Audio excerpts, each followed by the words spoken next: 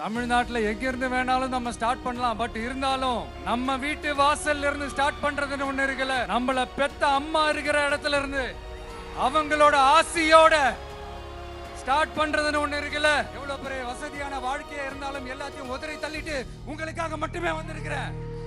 உங்களுக்காக நன்றி கடன் செலுத்துறதுக்காக மட்டுமே வந்திருக்கிறேன். எல்லா வழிகளையும் தாங்கிக்கிட்டு உங்களுக்காக மட்டுமே வந்திருக்கிறேன். ஒரு நாளும் பொய் சொல்லி உங்களை நான் ஏமாத்த மாட்டேன்.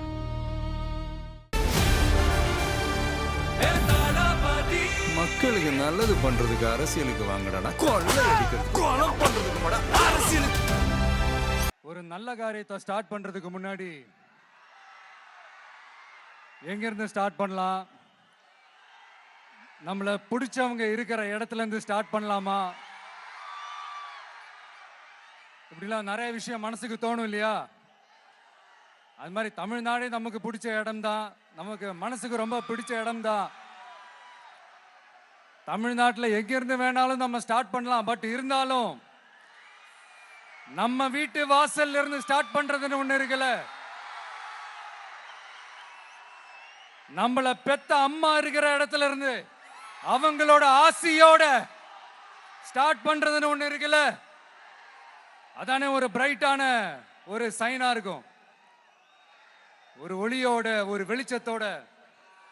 சோ இதெல்லாம் மைண்ட்ல நினைச்சுக்கிட்டு தான் உங்க விஜய் உங்க பெரம்பூர் தொகுதியிலிருந்து,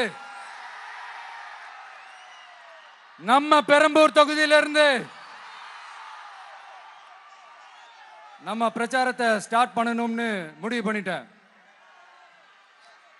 வட சென்னையில் ரொம்ப மிகப்பெரிய அடையாளத்தில் ஒன்றா இருக்கிற நம்ம பெரம்பூர் தொகுதியில் நம்ம லூட்ஸ் அன்னை சர்ச் இருக்கிற, பிரசன்ன லட்சுமி நரசிம்மர் கோயில் இருக்கிற, பல புகழ்பெற்ற மசூதிகள் இருக்கிற இந்த பெரம்பூர் தொகுதியில நம்ம பிரச்சாரத்தை ஸ்டார்ட் பண்றோம். உன்னை மனசார நேசிக்கிற, உன்னோட மக்கள் இருக்கிற, உழைக்கிற, உழைப்போட வாசனை இருக்கிற அப்படிப்பட்ட ஒரு பகுதியிலிருந்து உன் பிரச்சாரத்தை ஸ்டார்ட் பண்ணி விஜயனை மனசு சொல்லிச்சு. அதனாலதான் நான் இங்க இருந்து ஸ்டார்ட் பண்றேன். என் நெஞ்சில் குடியிருக்கும் பெரம்பூர் தொகுதி மக்களே, பெண்கள் பாதுகாப்பு இல்லாத, சட்டம் ஒழுங்கு சரியில்லாத, போதை பொருள் அதிகமா இருக்கிற நம்ம தமிழ்நாட்டை நம்ம காப்பாத்தி ஆகணும். தமிழ்நாட்டை இப்படி ஒரு நிலைமைக்கு கொண்டு வந்தது யாருன்னு நான் சொல்லிதான் உங்களுக்கு தெரியணும்னு அவசியம் இல்ல. தீய சக்தி திமுக தான் காரணம். இப்படி ஒண்ணுத்துக்குமே உதவாது இப்படி ஒரு ஆட்சியை நடத்திட்டு விரைவில் விடை பெற போகும் ஸ்டாலின் சார் தான் காரணம்.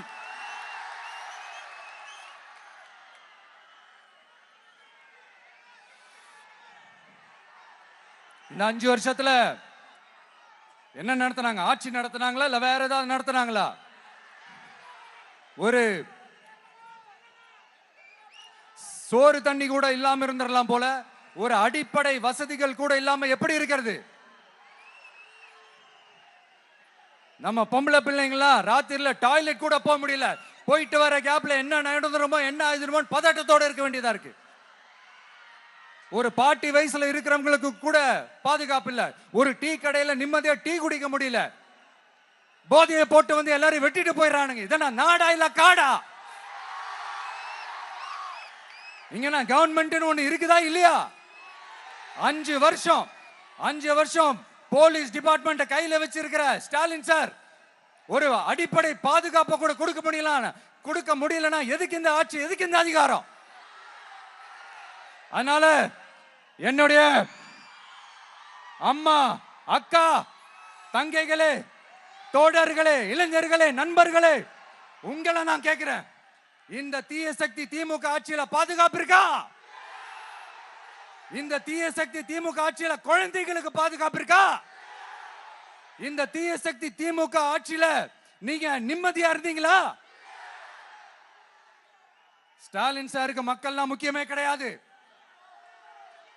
மக்களுக்கான அடிப்படை வசதிகள், பாதுகாப்பு, இதெல்லாம் எதை பத்தி முக்கியமே கிடையாது. அவருக்கும் இந்த திமுக அரசுக்கும் இந்த 5 வருஷத்துல என்ன முக்கியம் தெரியுமா?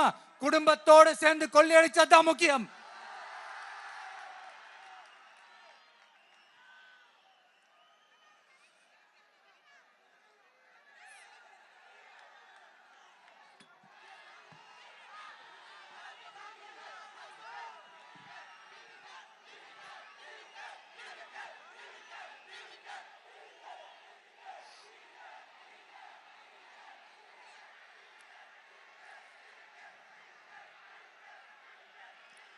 நான் முன்னாடியே சொன்ன மாதிரி டாஸ்மாக்ல மட்டுமே இது வரைக்கும் 1000 கோடிக்கு மேல ஊழல்.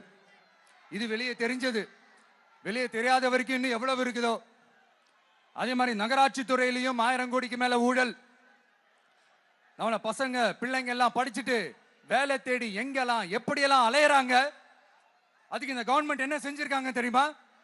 இந்த நகராட்சி துறையில வேலை வாங்கி தரதா சொல்லிட்டு கோடிக்கணக்கான பணத்தை லஞ்சமா வாங்கிக்கிட்டு தகுதியானவங்களுக்கு வேலை வாய்ப்பை இல்லாத அளவுக்கு பண்ணிருக்கிறாங்க. இதெல்லாம் எவ்வளவு பெரிய ஒரு ஏமாத்து வேலை. அதனால நம்ம தம்பி தங்கைகளே, உங்களுக்கான வேலை வாய்ப்பு இல்லாத இந்த ஸ்டாலின் சார் சர்க்காரை என்ன பண்ணலாம்? தூக்கி வீசி அறிவோமா? உங்களுக்கு பாதுகாப்பு இல்லாத, உங்களுக்கு வேலை வாய்ப்பு இல்லாத இந்த தீய சக்தி திமுக அரசு என்ன பண்ணலாம்? தூக்கி வீசி அறிவோமா? அடுத்து வண்டியா வச்சிருக்கிற பணத்தை என்ன பண்றதுன்னு தெரியாம இப்ப உங்க எல்லார்கிட்டையும் கொடுத்து எப்படியாவது ஜெயிச்சிடலாம்னு கனவு காணிட்டு இருப்பாங்க. நான் முன்னாடியே சொன்ன மாதிரி எல்லாத்தையும் வாங்கிக்கங்க. வாங்கிக்கிட்டு அவங்க காதுலயே விசில ஊதி அனுப்புங்க. எப்படி? அவங்க செவிலே விசில ஊதி அனுப்புங்க.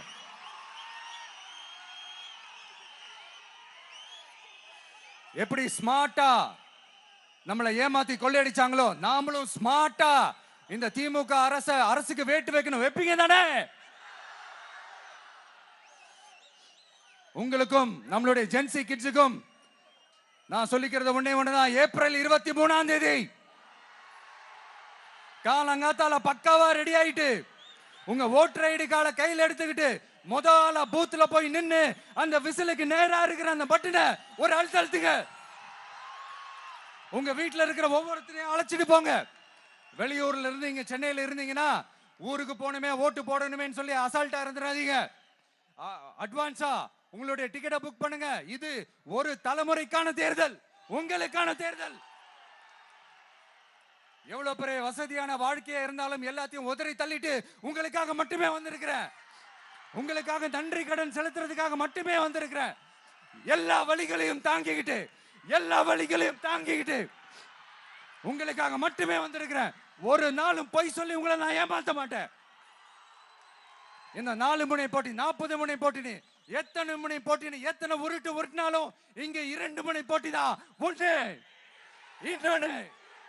ஒன்னு டிவிகே, இன்னொன்னு டிஎம்கே. மக்கள் விரோத ஆட்சி நடத்துற ஸ்டாலின் சார் வேணுமா? மக்களை நேசிக்கிற விஜய் வேணுமா? அவ்வளவுதான் இந்த தேர்தலே. அதனால உங்க விஜய்க்கு, உங்க அண்ணனுக்கு, உங்க தம்பிக்கு, உங்க பிள்ளைக்கு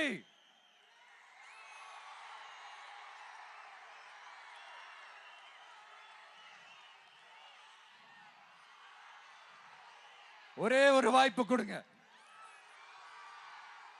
தயவு செஞ்சு விசில் சின்னத்துக்கு ஓட்டு போடுங்க. இது ஒரு விசில் புரட்சி தேர்தலா இருக்கணும். வேற வேட்பாளர்களை நிறுத்தினாலும் அந்த வேட்பாளரும் நானும் இந்த விஜயும் வேற இல்லை. கான்பிடென்டா இருங்க. நல்லதே நடக்கும். வெற்றி நிச்சயம். மீண்டும் சந்திக்கும் வரை நன்றி, வணக்கம். மக்களுக்கு நல்லது பண்றதுக்கு அரசியலுக்கு வாங்கடா. கொள்ளை அடிக்கிறது, கொலை பண்றதுக்கு அரசியலுக்கு